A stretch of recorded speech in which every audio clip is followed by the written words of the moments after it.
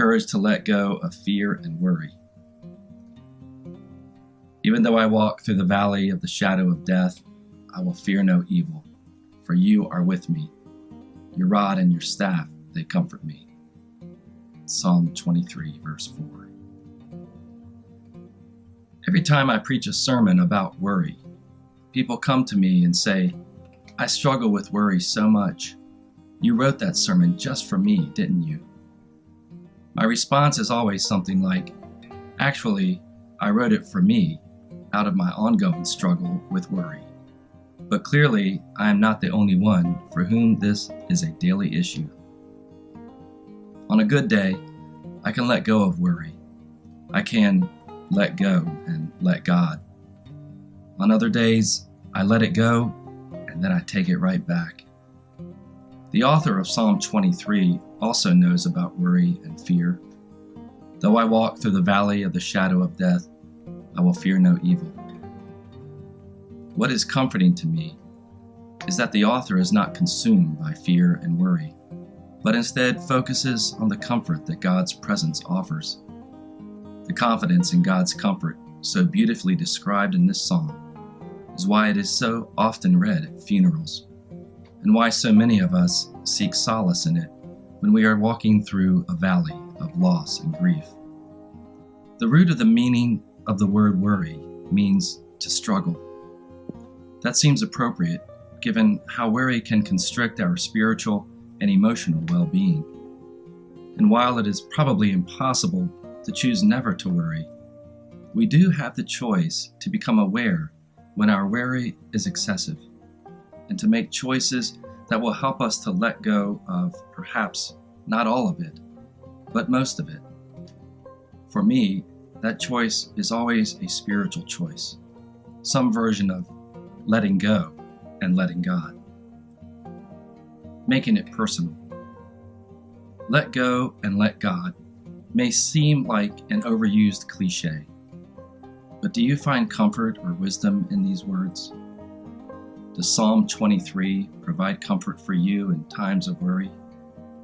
Is there a particular line from the psalm that gives you comfort? Have you ever felt that worry was constricting your emotional and/or spiritual well-being? We are living through a time when worry and fear are off the charts. Even those we look to for calming reassurance, political leaders, teachers, parents, and loved ones, and yes, even our religious leaders, sometimes have a tinge of, or perhaps even a more apparent sound of worry, maybe even fear in their voices. The uncertainty of what lies ahead for each of us, our loved ones, our community, our nation, and the entire world, weighs on our minds and hearts. There's just a lot that is unknown. This uncertainty and worry and fear that often accompany it is evident in the voices we hear around us, on the television, radio, podcasts, videos, the other end of the phone, and even the most familiar voices in our daily lives. How does your voice sound these days? Does it sound different? Is it calm and reassuring? Or is it shaky and pitched in a tone conveying worry and fear?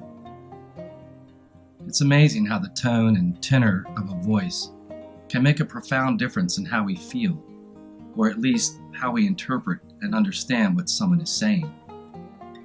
Whether it's our own voice or someone else's, the way we feel and how we interpret events can be affected by the tone and tenor of the one speaking. It would be natural and I think normal to say that in the last few days or weeks, your voice has at one point or another expressed some variation of uncertainty, worry, or fear. Maybe all of these at once. In today's reflection, we are challenged to summon the courage to let go of fear and worry. The 23rd Psalm reminds us, among other things, that God is always with us, even through this valley of the shadow of death. I will close with a reading of Psalm 23, as if God's voice was speaking these comforting words to you personally, and to us as the body of Christ, the church. I hope this may serve as a reminder of the voice that spoke all of creation into existence, and that speaks to us in this moment in a tone and tenor that is comforting, reassuring, and loving. I am your shepherd. You shall not be in want.